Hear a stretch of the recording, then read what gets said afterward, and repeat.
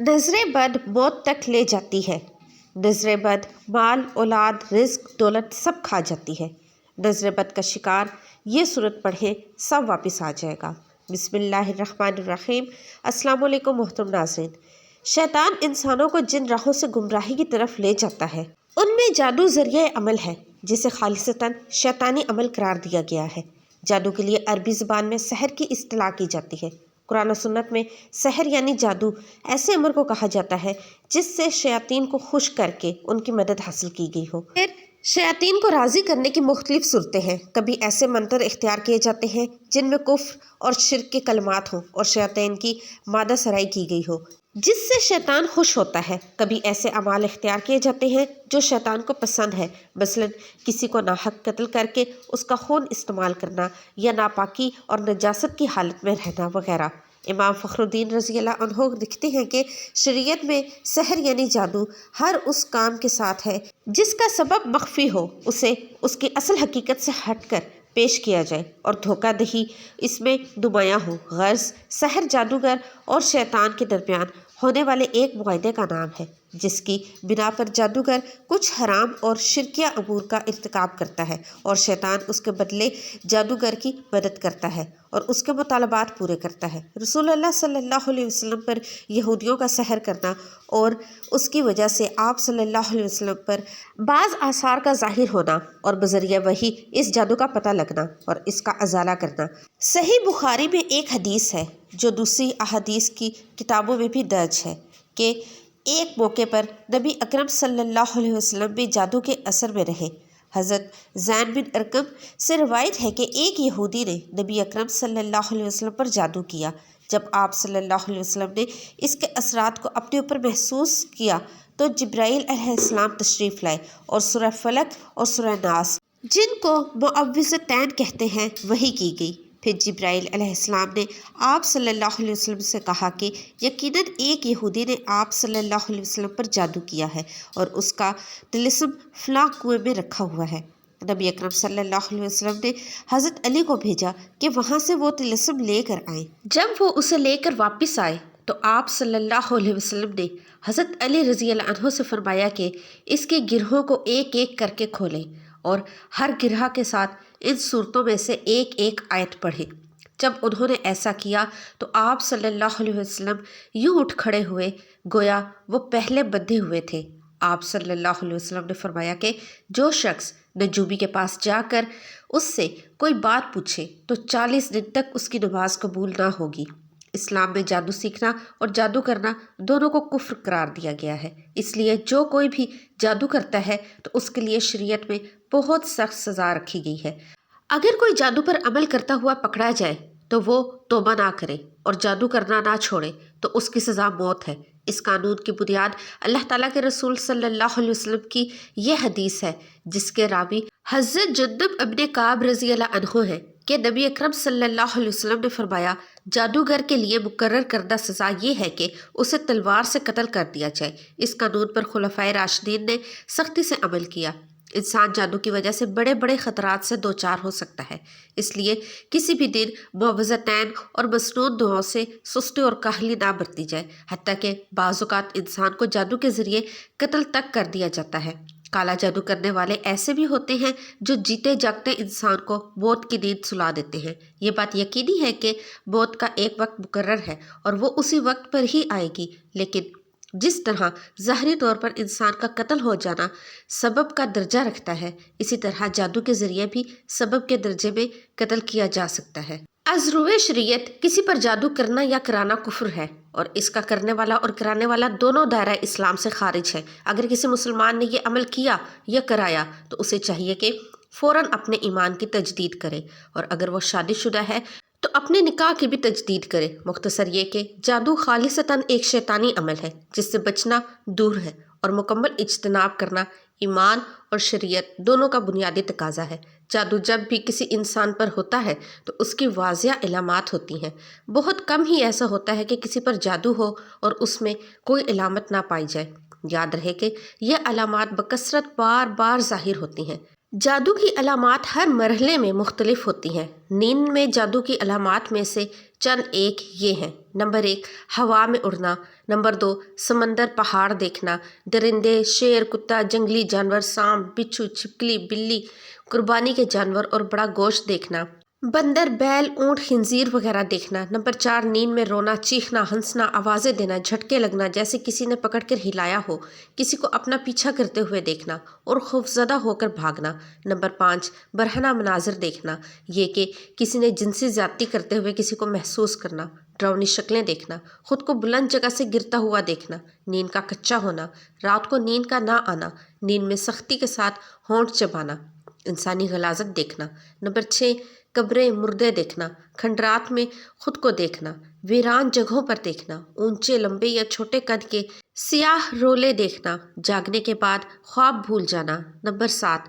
سوتے میں دیکھنا کہ اسے کوئی چیز کھلائی جا رہی ہے اور جاگنے کے بعد اس کو محسوس کرنا کہ کچھ کھایا ہے، نمبر 8 عیسائیوں کے گرجے سلیب کے نشان اور پادری وغیرہ یا کسی مخصوص دین کے شعار دیکھنا، جاگتے ہوئے جادو کی علامات یہ ہیں، نمبر 1 جاگنے کے بعد جسم کا درد کرنا، بہت تھکاوٹ محسوس کرنا، نمبر 2 طبیعت میں چڑچڑاپن اور تنہائی پسند ہو جانا، نمبر 3 چھوٹی چھوٹی باتوں پر شدید غصہ آنا اور اگر غلطی اپنی بھی ہو تب بھی اقرار نہ کرنا، نمبر 4 رشتہ داروں گھر والوں اور دوست احباب سے بلا وجہ اچانک بڑے بڑے جھگڑے پیدا ہو جانا، بہت زیادہ شکوک پیدا ہو جانا، ازدواجی معاملات بگڑ جانا، نمبر 5 ہر وقت یہ محسوس ہونا کہ کوئی دیکھ رہا ہے، کوئی میرے ساتھ ہے، انجانا سا خوف کہ گھر سے نکلا تو مر جاؤں گا، موت کے وسوسے آنا کہ آج مر جاؤں گا، نمبر 4 بہت زیادہ بے چینی شدید غصہ اور اٹھ کر بھاگ جانے کو دل کرنا، نمبر 5 دم کے درمیان شدید نیند کا آنا، نمبر 6 عموماً پیٹ اور چہرے کا پھولا ہوا محسوس ہونا، نمبر 7 بازو ٹانگ وغیرہ کا سختی سے اکڑنا، کندھے اور سر میں شدید بوجھ محسوس ہونا، نمبر 8 معدے میں درد محسوس ہونا جیسے کوئی چیز گیند کی شکل میں گھوم رہی ہے، نمبر 2 غیر ارادی طور پر تیزی سے حرکات کرنا، جسم کا گرم ہونا، نمبر 10 دم کے بعد یوں لگنا کہ کسی نے سارے جسم کے ڈنڈے سے پٹائی کی ہے یا اپنے آپ کو بہت ہلکا پھلکا اور خوشگوار نہ لگنا، بے چین رہنا، نمبر 12 ایسا محسوس ہونا کہ کوئی آوازیں دے رہا ہے، نمبر 13 جسم میں کٹ لگنا، خون کی چھینٹیں گرنا، جسم پر بال نظر آنا، بالوں اور کپڑوں کا کٹنا، آنکھوں کے سامنے دھاگے بال سانپ وغیرہ نظر آنا، نمبر 14 بہت سخت بدبو کا محسوس ہونا، منہ سے یا جسم سے پیٹ میں بہت زیادہ گیس کا ہونا، نمبر 15 کاروبار کا اچانک بند ہو جانا، نمبر 16 بعض لوگوں کے چہرے بری نظر آنا، ان کے دیکھتے ہی نفرت جذبات کا پیدا ہونا یا کسی ایک شخص کے نہ چاہتے ہوئے بھی بے دام غلامی کرنا، نمبر 17 رشتوں کا آنا لیکن بلا سبب بات کا ٹوٹ جانا، نمبر 18 ایام میں بے ربطگی ہونا، نمبر 19 ایسا محسوس ہونا کہ کسی نے کوئی سوئی چبھ ہوئی ہے، اس کی تکلیف کا محسوس کرنا، یوں لگنا جیسے کسی نے سر میں کوئی ٹھنڈی باریک نوکیلی چیز داخل کی ہے، اگر مریض جسمانی طور پر بیمار ہو اور ڈاکٹر اس کی بیماری کے بارے میں کوئی حتمی رائے نہ دے رہے ہوں، ہر ایک کی رائے مختلف ہو اور ڈاکٹری رپورٹ بھی کلیئر نہ ہو تو یہ بھی جادو کی واضح نشانی ہے، کبھی مریض میں ان علامات میں سے کوئی علامت بھی نہیں پائی جاتی اور یہ شاذ و نادر ہی ہوتا ہے، ایسے شخص کی علامات دم کے درمیان زیادہ واضح ہوتی ہیں، دم کے درمیان کی علامات یہ ہیں، نمبر 1 دم کرنے والے کے چہرے کو بدنما دیکھنا یا اس سے خوف کھانا یا مضحکہ خیز صورت دیکھنا، نمبر 2 دم کے درمیان جسم میں چونٹیاں چلتی محسوس ہونا، نمبر 3 شدت سے رونے یا کہکے لگانے کو دل کرنا، نمبر 4 بہت زیادہ بے چینی شدید غصہ اور اٹھ کر بھاگ جانے کو دل کرنا، نمبر 5 دم کے درمیان شدید نیند کا آنا، اگر آپ میں ان میں سے کوئی بھی علامت پائی جائے تو آپ ہر وقت ظاہری اور باطنی طہارت کا خیال رکھیں، قرآن مجید کی تلاوت مسنون اذکار اور دعاؤں کا اہتمام کریں، خصوصاً آیت الکرسی سورۃ فلق اور سورہ ناس شام کو کم از کم 3 مرتبہ پڑھنے کا معمول بنائیں، دن بھر کثرت سے پڑھیں تو یہ مزید بہتر ہوگا، نیز مندرجہ ذیل دعا صبح و شام 3 مرتبہ پڑھیں۔ ہمارے پیارے آقا حضور صلی اللہ علیہ وسلم پر بھی جادو کا اثر ہوا۔ مدینے میں ایک جادوگر تھا جس کا نام لبید تھا، ایک بار مدینہ کے بہت سے یہودی اس جادوگر کے پاس آئے اور کہنے لگے کہ اے لبید، تم تو دیکھ ہی رہے ہو کہ یہ محمد کیسے اپنے دین کو پھیلاتے جا رہے ہیں۔ ہم لوگوں نے بہت کوشش کی ہے محمد پر جادو کر کے انہیں ان کے کام سے روکیں، لیکن ہم اس میں کامیاب نہ ہو سکے۔ اس لیے اب ہم تمہارے پاس آئے ہیں تاکہ تم کچھ پیسے لے کر، اشرفیاں لے کر محمد پر جادو کر دو۔ یہ سن کر اس جادوگر نے کہا، ٹھیک ہے، میں اس کام کے لیے تیار ہوں۔ اس زمانے میں ایک یہودی لڑکا حضور صلی اللہ علیہ وسلم کی خدمت کیا کرتا تھا۔ ان یہودیوں نے اس لڑکے کو بہلا پھسلا کر حضور صلی اللہ علیہ وسلم کے کچھ بال اور کنگھی کا ایک ٹکڑا اپنے پاس منگوا لیا، اور پھر ان دونوں چیزوں کے ذریعے حضور صلی اللہ علیہ وسلم پر جادو کرایا گیا۔ کہتے ہیں کہ ہمارے حضور صلی اللہ علیہ وسلم پر جادو لبید جادوگر کی لڑکیوں نے کیا تھا۔ انہوں نے ایک دھاگے میں 11 گرہیں باندھی اور ان پر جادو کیا، اور پھر انہیں کھجور کی ایک لکڑی میں رکھ کر دور جنگل میں ایک کنویں میں ڈال دیا۔ حضور صلی اللہ علیہ وسلم پر اس جادو کا اثر یہ ہوتا تھا کہ جب آپ صلی اللہ علیہ وسلم اپنے آپ کو بندھا ہوا محسوس کرتے تھے اور کسی کام کے بارے میں یہ خیال ہوتا تھا کہ وہ کام تو کر چکا ہوں، لیکن ابھی وہ کام نہ کیا ہوتا تھا، اور جو کام کر چکے ہوتے تھے اس کے بارے میں خیال آتا تھا کہ ابھی میں نے یہ کام نہیں کیا۔ لیکن ان سب کے باوجود جادو کا اثر تھا، وہ بس آپ کے جسم پر ہی ہلکا پھلکا تھا۔ نبوت میں اس کی وجہ سے کبھی کوئی فرق نہیں پڑا کہ جادو کی وجہ سے آپ نے کوئی غلط بات کہی ہو یا قرآن کی کوئی آیت بھول گئی ہو۔ ایک بار حضور صلی اللہ علیہ وسلم حضرت عائشہ کے گھر پر موجود تھے۔ آپ نے خوب دعا کی اور اس کے بعد آپ کو نیند آ گئی اور آپ سو گئے۔ سو کر اٹھے تو حضرت عائشہ سے کہنے لگے کہ اے عائشہ، اللہ نے ہماری دعا سن لی ہے۔ حضرت عائشہ نے پوچھا کہ کون سی دعا؟ اے اللہ کے رسول صلی اللہ علیہ وسلم نے فرمایا، ابھی خواب میں میرے پاس 2 فرشتے آئے تھے، ان میں سے ایک نے دوسرے سے کہا کہ یہ محمد کو کیا ہوا ہے؟ تو دوسرے نے جواب دیا کہ ان پر جادو کیا گیا ہے۔ پہلے فرشتے نے پوچھا کہ کس چیز سے کس نے جادو کیا ہے؟ تو دوسرے نے جواب دیا کہ مدینہ کے ایک جادوگر نے ان پر جادو کیا ہے۔ پہلے فرشتے نے پوچھا کہ کس چیز پر جادو کیا ہے؟ دوسرے نے جواب دیا کہ ان کی کنگھی اور بالوں پر۔ پہلے والے نے پوچھا کہ وہ کہاں ہے؟ تو دوسرے فرشتے نے جواب دیا کہ وہ کنگھی اور بال جنگل کے ایک کنویں کے اندر پتھر کے نیچے رکھے ہوئے ہیں۔ پہلے فرشتے نے پوچھا کہ اب انہیں کیا کرنا چاہیے؟ تو دوسرے نے جواب دیا کہ اس کنویں کا پانی نکال کر اس پتھر کے نیچے سے وہ بال اور کنگھی کا ٹکڑا نکالا جائے تو ان پر سے جادو کا اثر ختم ہو جائے گا۔ پھر حضور صلی اللہ علیہ وسلم نے کچھ صحابہ کرام کو جنگل کے اس کنویں کی طرف بھیجا کہ جس کے بارے میں حضور صلی اللہ علیہ وسلم کو خواب میں بتایا گیا تھا کہ اس کنویں میں آپ کے بال اور کنگھی پر جادو کر کے ڈالا گیا ہے۔ ان سارے صحابہ کرام نے کنویں کا پانی نکالا اور جو جگہ بتائی گئی تھی اس جگہ پر کنگھی اور بال نکال کر حضور صلی اللہ علیہ وسلم کے پاس پہنچے۔ حضرت جبرائیل علیہ السلام نے آ کر حضور صلی اللہ علیہ وسلم کو بتایا کہ سورہ فلق اور سورہ ناس پڑھ کر آپ ان میں سے ایک ایک گرہ کھولتے جائیں۔ پھر حضور صلی اللہ علیہ وسلم نے سورہ فلق اور سورہ ناس پڑھ کر ایک ایک گانٹھ کھولی، یہاں تک کہ وہ 11 گرہیں کھل گئی، اور پھر آپ نے ایسا محسوس کیا کہ جیسے میرے اوپر سے کوئی بوجھ اتر گیا ہو۔ ان سب کے بعد لبید جادوگر کو بلایا گیا اور اس سے پوچھا گیا تو اس نے اپنے جرم کا اقرار کیا کہ ہاں، میں نے ہی آپ پر جادو کیا تھا۔ حضور صلی اللہ علیہ وسلم نے اسے معاف کر دیا اور کوئی سزا نہ دی۔ حضور صلی اللہ علیہ وسلم پر جادو کا اثر اللہ کے حکم سے ہوا تھا، کیونکہ حضور صلی اللہ علیہ وسلم بھی ایک انسان تھے، لیکن اس وجہ سے حضور صلی اللہ علیہ وسلم کی نبوت پر کوئی اثر نہ پڑا۔ نظر بد کیا ہے؟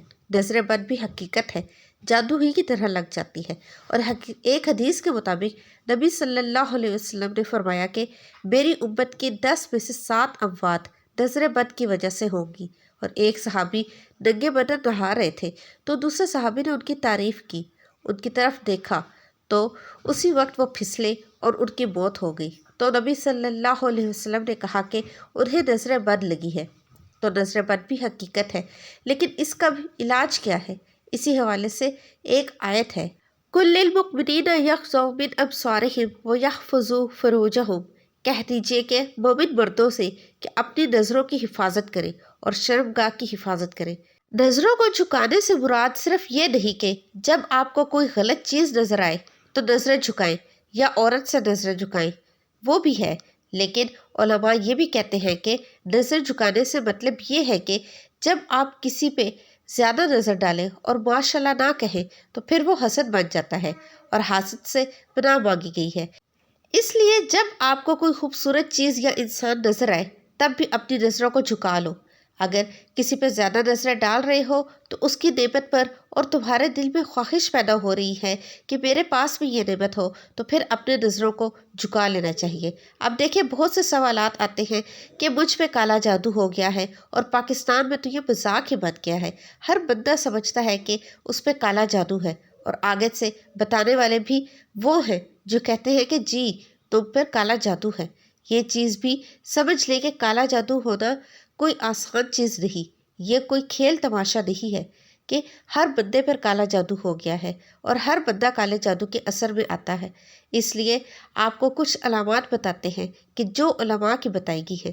نظر بد کی علامات تو یہ ہے کہ ضرورت سے زیادہ جمائیاں آنا، آپ سوئے ہیں بہت زیادہ پھر بھی جمائی آ رہی ہے، یا بیٹھے بیٹھے تھک جانا، یا بیٹھے بیٹھے نیند کا غلبہ طاری ہو جانا اور ہر وقت سستی کا شکار رہنا اور بہت زیادہ بیمار ہونا، سر میں بہت زیادہ درد رہنا، میڈیکل بھی ہو سکتا ہے لیکن نظر بد کے آثار بھی ہوتے ہیں۔ یہ نظر بد کی کچھ علامات ہیں۔ اب بات کرتے ہیں کہ اس کا علاج کیا ہے۔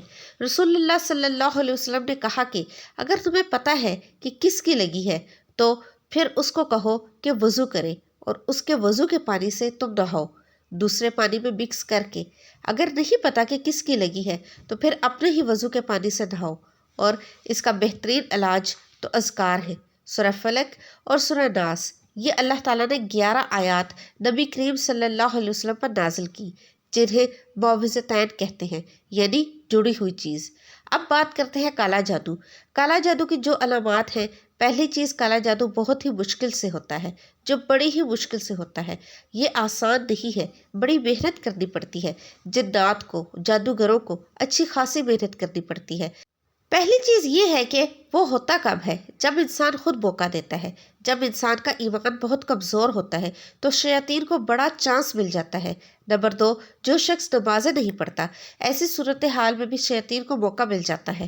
نمبر 3، جب انسان بہت زیادہ گندگی میں رہتا ہے، بہت زیادہ غلیظ حالت میں طہارت نہیں کرتا، تو ظاہر ہے کہ موقع مل گیا شیاطین کو۔ عورتوں کے حوالے سے حیض و نفاس کا جو خیال نہیں رکھا جاتا، بے پردگی ایک بہت بڑی وجہ ہے جنات کے اثر کی، لیکن بہرحال پھر بھی بڑا مشکل ہوتا ہے۔ اب اس طرح جادوگروں کے مختلف طریقے ہیں کہ بکرے کی سری ملتی ہے اور اسی طرح خواب آتے ہیں عجیب و غریب، خون کے چھینٹے نظر آتے ہیں آپ کو، خواب میں چھپکلی یا موذی جانور، شیر، سانپ وغیرہ یا اونچائی سے گرتے ہوئے آپ نظر آتے ہیں۔ ضروری نہیں کہ کالا جادو ہے، لیکن یہ ہو بھی سکتا ہے، یعنی یہ ایک علامت ہے کہ ہو سکتا ہے کہ آپ پر کالا جادو ہو۔ آپ کو بیٹھے بیٹھے دورے پڑنے لگ جائیں، آپ کا جسم کانپنے لگ جائے، آپ کو یہ پتہ نہ ہو کہ 5 منٹ پہلے میں کہاں تھا، آپ کو 10 منٹ پہلے کا نہیں پتہ، 5 منٹ پہلے کا نہیں پتہ، یہ بھی کالا جادو کی علامت ہے۔ چیزیں بھولنا، ضرورت سے زیادہ کام بھولنا، اور آپ کی کارکردگی کم ہو جائے اور آپ بیٹھے بیٹھے چڑچڑے ہو جائیں، لڑائی کریں اور ہر بندے کو کھانے کو دوڑیں اور آپ کا لوگوں میں بیٹھنے کا دل نہ کرے اور آپ کو بدبو آئے پاخانے جیسی بیٹھے بیٹھے، اور آپ کو خواب میں بھی ضرورت سے زیادہ گندگی نظر آئے، یہ ساری علامات کالے جادو کی ہیں۔ لیکن ان سب علامات کو اکٹھے ظاہر ہونا ضروری ہے۔ ضروری نہیں کہ ایک خواب آیا تو کالا جادو ہی ہے، کیونکہ خواب تو ہزاروں آتے ہیں۔ بس اللہ سے حسن ظن رکھیں، اللہ تعالیٰ نے آپ کو حفاظت کے لیے پورا نظام دیا ہے اور اللہ تعالیٰ آپ کی حفاظت کر رہے ہیں۔ آپ اللہ سے ظن یہ رکھیں کہ اللہ تعالیٰ ایسا نہیں ہونے دیں گے۔ اللہ تعالیٰ ہمیں دین کی مکمل سمجھ بوجھ نصیب فرمائے، ہمارا خاتمہ ایمان پر فرمائے، آمین۔ محترم ناظرین، کمنٹ باکس میں اللہ کے 99 ناموں میں سے ایک نام ضرور ٹائپ کیجیے گا۔ ویڈیو کو لائک اور چینل کو سبسکرائب بھی کیجیے گا۔ ملتے ہیں نئی ویڈیو میں، تب تک کے لیے اللہ حافظ۔